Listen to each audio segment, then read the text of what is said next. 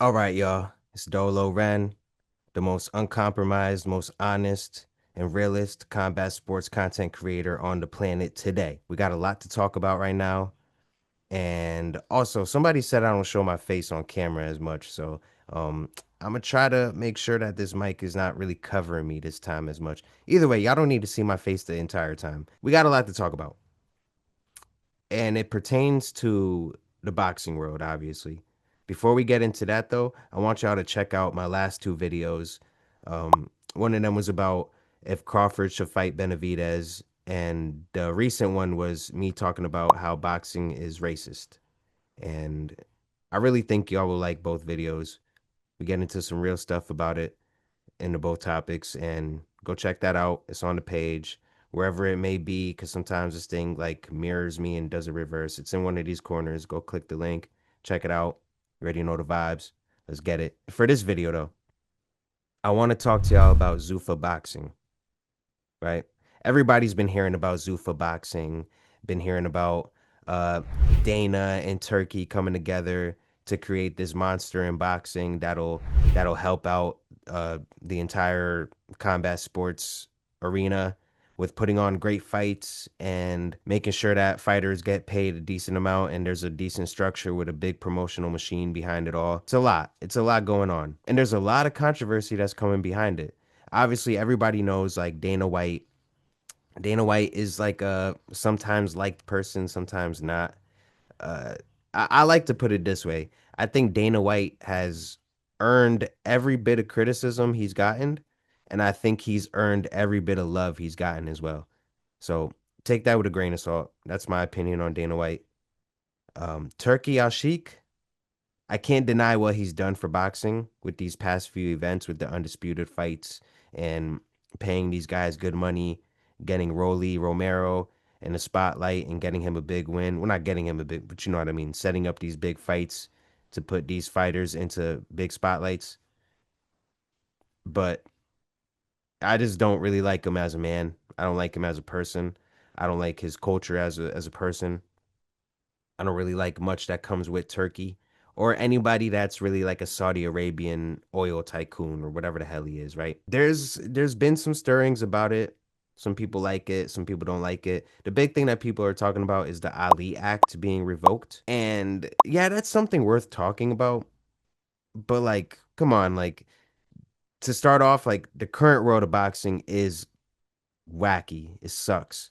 And that's why Turkey and Riyadh season have been able to come in and do everything they've been able to do. Because all these other promotional companies and promoters, like they're just doing whatever. They're protecting their fighters, De La Hoya, Frank Warren, the other guy, the other UK guy. I'm forgetting his name right now. But you know what I'm talking about. Uh these guys, like they just protect fighters. They don't put on the best fights possible, and when they do, a lot of the times it doesn't even go their way. So it's like, come on now. If you're complaining about the Ali Act, but you're okay with the current state of boxing, you're okay with Gervonta declining fights, you're okay with Shakur and Devin declining fights, and you're okay with all this postponing and all this litigation that goes into the negotiations and stuff. Like, it's just not good. It's the sport of boxing is not that great. You know what I mean? And when we're talking about like, back end pay or whatever, like what they get paid, it's it's it's only really the top boxers making real money. You know what I mean? The Ali Act is really only for those top boxers that are making real money. If you're not making no change, like then it's not really gonna make a difference. Like nobody's gonna misuse the Ali Act to not purport the funds to their fighters if the funds are only like a few grand, bro. Like this is just ridiculous. Then nobody would be fighting. Either way, like the Ali Act is something to talk about in itself, but it's is a controversy there within itself if the Ali Act is even all that great. But I just want to talk about Zuffa Boxing again, and we're looking at the payouts. Like there was a tweet recently that was talking about the payouts that Zuffa Boxing will be doing. So the payoffs will go like this. It's a 5K signing bonus. It's 15K for unranked fights, 50K for fights that are against 5 to 10 ranked fighters within that 5 to 10 place in the top 10 rankings. 100K if you're fighting a 2 to 4 ranked fighter. 250K for a title shot. That's for you to fight the champion. And if you're the champion, you're getting 500K to defend your title. And so far, it's guaranteed that you'll fight once every 5 months. That's what like the structure looks like right now, and that's what the tweet was exemplifying. So it's like there's there's a lot to say there, and I'll get into it. So as someone that's never really fought pro, like I can't really tell you how much the payouts go out personally. But from someone that has been in boxing gyms since 11 to 12 years old, that's talked to many local fighters, many local trainers, that's been in many boxing gyms and many combat sports gyms in the area. I could tell you from like personal experience what fighters and people tell me that like a 3 round professional fight at the lower level, at the entry level, you're probably getting around 1 to 2K. You might get 1 to 2K every fight. And this isn't from like recent talks I've had with people. This is from like probably like 4 or 5 years ago, like in and prior to that. So maybe it's a little better now, but seeing how the economy is and how it's kind of still been, probably not much better than that, right?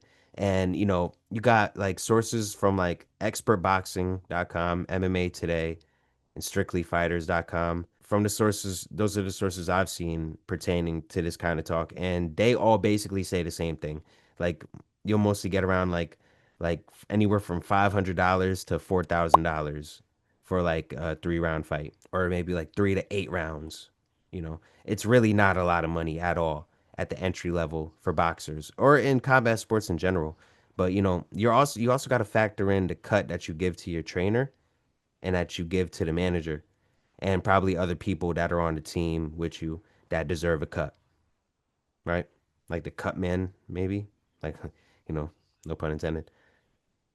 But it's just not a lot of money in the end for the fighter himself, regardless. Regardless, right? No matter how the margins are, you're not getting that full money. And then you're getting taxed on what you earn. So it really isn't a lot of money at all. You need a second job. Like, for example, a guy in the UFC, he's not a boxer, but he's in the UFC. Jeff Neal, he waits and serves tables on the side, from what he says. He said it helps him lose calories and whatever, it keeps him, active. But he's doing it for the money. If he didn't need the money, he wouldn't be busting tables. You know what I'm saying? And even like Patrick Cummins, when Patrick Cummins was brought into the UFC to fight DC, like he was working at a fast food place. So a lot of these guys come from like nothing, humble beginnings, and making no money. So that's just the reality of the entry level of being a fighter in boxing, kickboxing, Muay Thai, all anything you could think of. There's really not a lot of money at all, and you need a second job regardless. And another study from California's Latino Policy and Politics Institute claims fighters that fight above like 3 rounds make around like 7K a fight. So that's like on the higher end for entry level fighters. And maybe you get that in California only. You know what I mean? So it's really not that much at all for an entry level fighter. And if Zuffa Boxing is giving you like a 5K sign on bonus and a 15K for regular 3 to 8 round fights, that's better than the average. With the Ali Act in place, like we were just talking about before, with the Ali Act in place right now, that's what the structure is already. So, like I mean, that's what the structure is less than that already. So it's like for the entry level fighter, this probably isn't a bad idea. You're getting way more money. 15K is way more than a normal fighter would see in any other promotion. So let's be real about that, right? When it comes to the higher level fighters, that's a little different because you saw Danny Swift Garcia. Shout out to Danny Garcia. He actually liked one of my stories on Instagram. So Much love to him. Another Boricua doing his thing. He liked my story talking about it, and we're talking about him in the past. But either way, he was recently. I think he was talking to Ariel Helwani. He was saying that the Ali Act stops promoters and managers from taking double dipping into your funds and into your purse, and that's fair. But like I said, that's really something that only the top elite established fighters have to worry about. And if you're a fighter and you don't trust your promoter or manager, that's something else. That's another big deal. So it's like a thing. The Ali Act is in place to ensure trust for when you get paid, that you're getting paid what you're owed. But like I said, for the lower level fighters, they're not getting paid nothing anyway. So if this is what they're saying they're gonna pay you, but they're trying to revoke the Ali Act in order to be what they're trying to become, does it really matter, bro? Because you've seen UFC stars make money. Like they don't make as much as the top boxers, and don't nowhere near the top boxers. McGregor could tell you that. When he fought Mayweather, he changed his entire life and changed his entire trajectory in life, basically. Win or lose, and he lost that one bad. But it's probably not worth it for an established fighter already, for a big fighter already. But for these up and coming fighters, like the thing is, UFC offers something that is underrated in promotion. It's a big promotional machine. Maybe they're not always putting you up like, hey, this is our fighter. He does this, he does that. Maybe they don't do that all the time, have infomercials and commercials about you. But but there's a promotion machine behind that. When you're on a numbered event, you're gonna be in that preview video for when they preview the events, the countdowns. You're gonna be in those. You're gonna be on the Instagrams. If you get a highlight reel, it's gonna be all over the social media because the UFC, for what they do in promotion, and and the advantage that they have in the algorithm is absolutely beneficial to a fighter, especially someone that's nobody. They take these, and not for nothing. I don't mean this in a racist way, but they take these Middle Eastern fighters that have zero personality. All they know is Allahu Akbar and go Khabib. That's basically all they know. And they can't really get in front of a camera, even in their own language. They're not even all that spicy and riled up about stuff. They just don't have much personalities. And that's like a lot of fighters. That's not just Middle Easterners, but it's just a little funnier because it's like they're just uncultured and just have no ability to talk on the mic, and they just go out and perform, and we know of them. You know what I mean?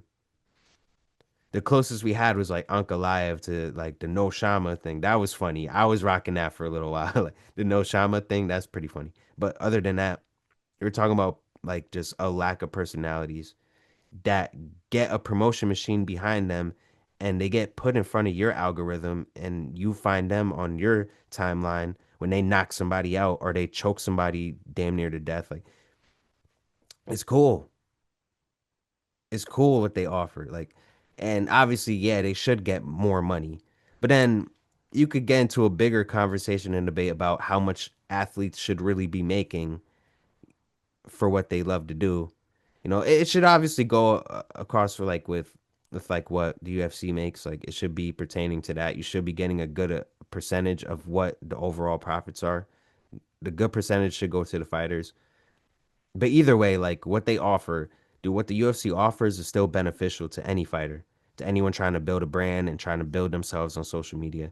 And yeah, I don't want to rant too much about that. But with Zuffa Boxing, you're gonna get that promotional machine, you're gonna get that algorithm advantage, and you're gonna get promoted in the Ring magazine that's owned by Turkey. If you're good enough, you'll be in Ring magazine, bro. That's not bad. That's not bad.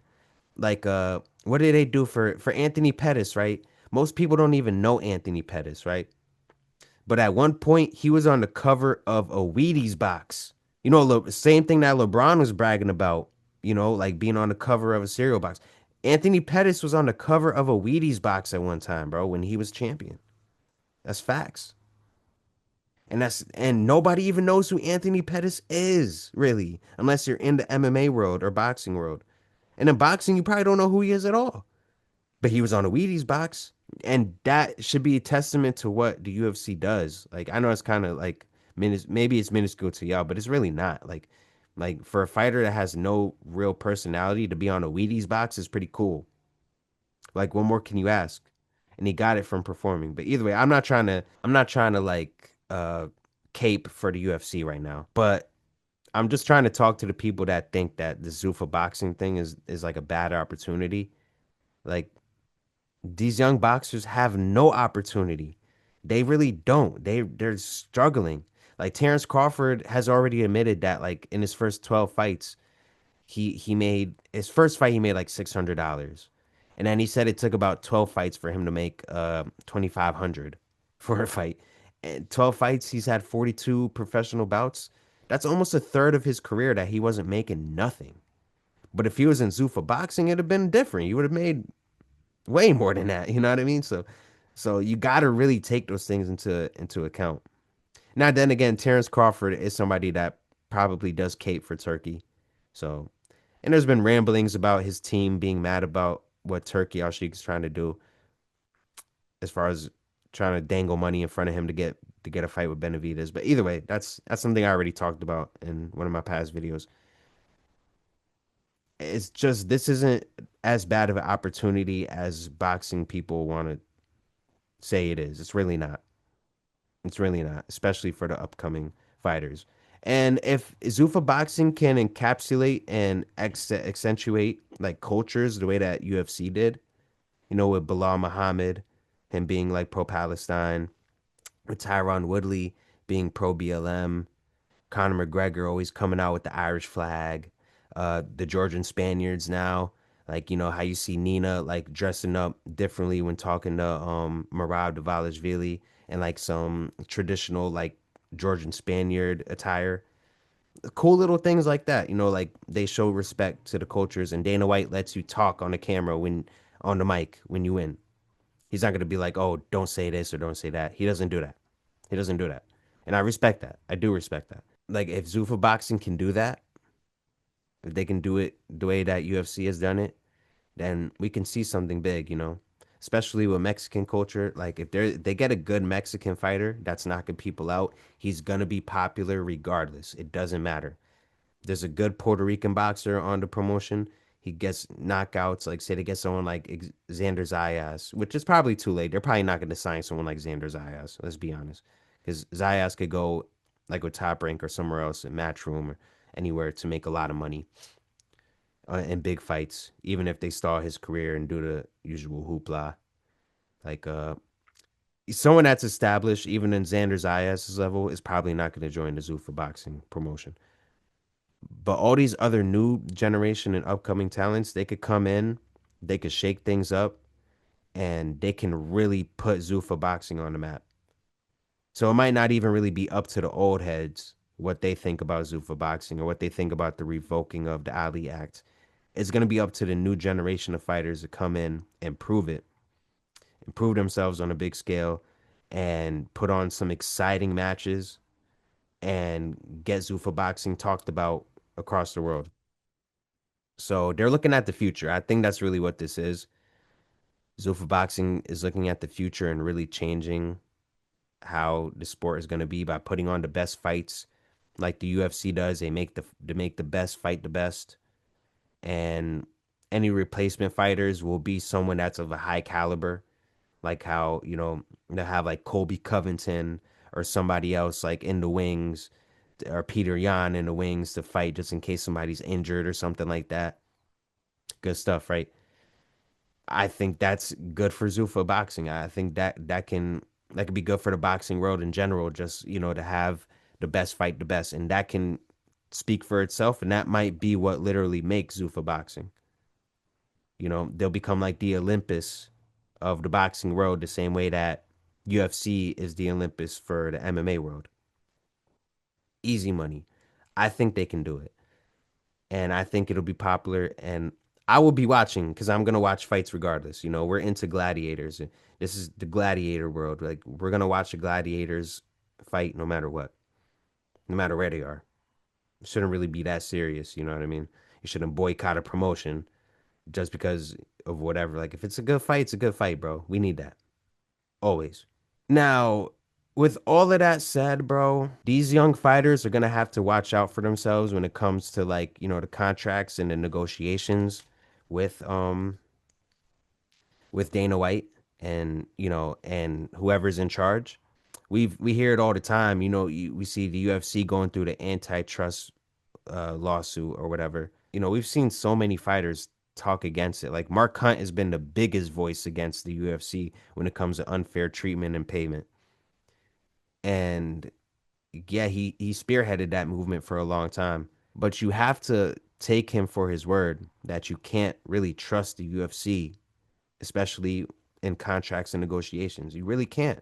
Maybe you know what I mean. That's you got to take it from the guy that was fighting, bro. I'm not the one that's in the UFC saying it. The guy in the UFC said it. You know what I mean? So these young fighters, they gotta be careful with these negotiations when it comes to Zuffa Boxing because they're dealing with some big, powerful entities that could ruin their life and put them in like a 10-year deal that they're stuck in forever, like a rapper that's stuck and can't drop an album or something. You know what I mean? So they really gotta look out for themselves on that business end. But other than that, it could be a great opportunity for them as long as they negotiate a proper contract where they could have some leverage and, make the most money that they can once they're established. It's just like, we don't like when boxers are being protected and, they're not fighting the best. So Zuffa Boxing is really gonna answer that question. There's a lot more to say about it, but when we talk about Zuffa Boxing, we have to talk about the owners as well.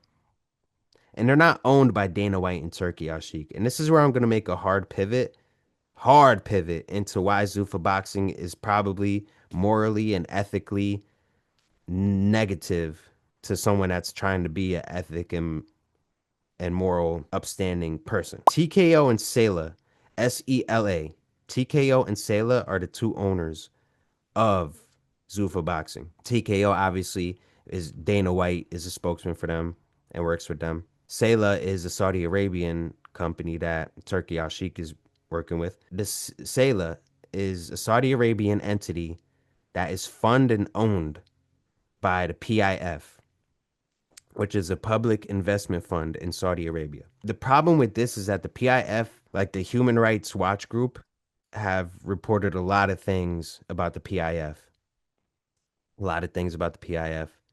And, the PIF, even back in the mid 2000s, early 2010s, was linked and purported to be connected to Al Qaeda and funding terrorism things. But there's been a bunch of like Saudi Arabian donors that like the government, US government was skeptical of, wealthy Saudi donors, that were tied to the PIF, I'm sorry. The US Department of Treasury was talking about this. It's not just like some random guy on YouTube telling you like, "Oh, this is what might have been or what it was." No, like the Department of Treasury was talking about this. Since then, Saudi Arabia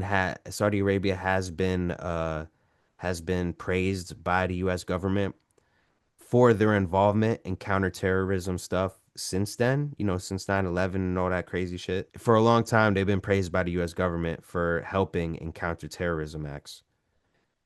And then when you think about that, it's like, I mean, don't we praise Israel for the same thing? And isn't Israel like, warmongering? I'm just saying, right? What is their counterterrorism acting really doing for us? I don't really know, right? That's whatever. It's still up in the air if PIF has actually directly donated and funded terrorism groups and acts. But when it comes to like human rights violations, this is more like there's more of a clear connection between the PIF and human rights violations. And this is all coming from the Human Rights Watch group, right? They reported that in 2017 that the PIF benefited from arbitrary detentions and the extortion of property during the Saudi anti-corruption campaign. They've also been, tied to displacing like residents when they were developing the Neom city, right? And like other mega projects where members of like the who I don't even know how to say it, Huwaitat tribe were displaced and forced out of their homes because of these big mega projects funded by the PIF. Like there's more of a direct connection there and more examples of that there. And it's alarming, really alarming, super alarming, right? The PIF, they're also in cahoots with the Sky Prime Aviation, which I think they own. And the Sky Prime Aviation owned planes that were used by Saudi agents who murdered journalist Jamal Khashoggi, and just the fact that like they're connected. That's another thing that the Human Rights Watch group said, not me, not me. If they're connected to this kind of stuff, then what the fuck are we doing? Like this is not good. This is morally and ethically not good to be in support of something like this, right? And doesn't look good on Dana White for being in cahoots with these kind of people. We also seen Dana White holding hands with Turkey Al Sheikh very reluctantly, right? Like, let's be honest, like you're a goofy for that. Man, it's just like to be a company that half of it is tied to like terrorism and human rights violations and stuff like that's not good, bro. That's not good. Like you get kicked off of YouTube for less, right? But TKO and Dana White want to work with this company that's funded by the same entity that's funded terrorist acts and human rights violations. Not cool, bro. Not cool.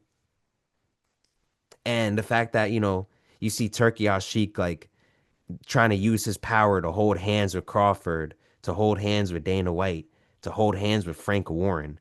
Like, what are we doing, yo? Like, why?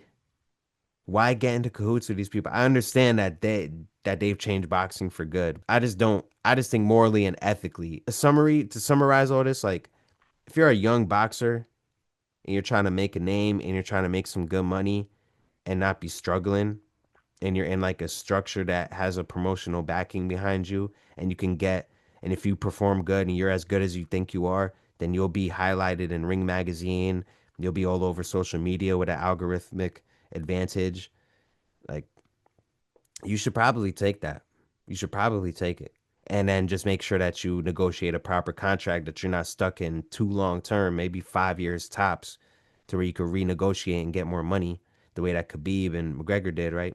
And Jorge Masvidal, right? That's another good example of someone that renegotiated his contract and started getting paid properly. Yeah, it's worth it for a young fighter. It's worth it for a young fighter. It's not worth it for an established fighter. And if you're trying to be a morally and ethically stand-up person, it's probably not even worth it to be watching or paying any money to them, to Zuffa Boxing. You got to understand if you're supporting Zuffa Boxing, you're also probably indirectly supporting an entity that was literally funding terrorist acts and is involved in human rights violations. On top of like, you see that Saudi Arabia is trying to become a big thing in sports. Like they got Tom Brady to play football over there. They got Dave Chappelle to go against all his morals to go perform a stand up over there. There's money there. And money speaks and money can make anything happen really. So on a human level, like a earthly being level, I get it. But as like, someone that's like closer to God and calls himself a Christian, I have my worries about this, and I don't really feel good about wanting to support Zuffa Boxing. But that's like the double-edged sword. It's like, yeah, we're tied to a lot of bad stuff, and you know, it's probably not. It's probably shouldn't morally and ethically exist in a positive light. But we're gonna give you the best fights. We're gonna change boxing, and we're gonna make this something that can become popular again and that everybody can enjoy. I'm between a rock and a hard place, bro. I'm for real, bro. Like, but if I'm a young fighter, it would be just, I'm gonna be honest. If I'm a young fighter or just a person that's trying to get into boxing, it's a no-brainer. Like, I'm 33 right now, bro. And I would fucking love to either rewind the clock and join Zuffa Boxing as a young fighter or, like, like just get me a fight, get me like a YouTube fight or something, and have Zuffa Boxing make it happen the same way they made CM Punk happen in the UFC, right? It would be it's a no brainer if you're trying to fight. Like that's the best outcome for you to get paid something nice when you're first starting off in a sport. But then again, then the long term thing comes and then the contract negotiating comes and that becomes iffy. It's just tough having Turkey and Saudi Arabian influence in the sport. It's not good. It's not really good ethically for the soul, for the spirit. It's good for our eyes and it's good for entertainment value, but and it really did help boxing to become more mainstream and is helping it become more noticed by people. But just like when you wear Nike, just know when you wear Nike that's made in like a factory that's probably like being made by some Uyghurs in China that are getting paid nothing. And other places like India where they're like manufacturing companies are paying Indians like nothing to like do their job or whatever. It's just you got to take the bad with the good sometimes. Like maybe Coca-Cola is underpaying like Indians in India to package and distribute their stuff, but Coca-Cola is fire, bro.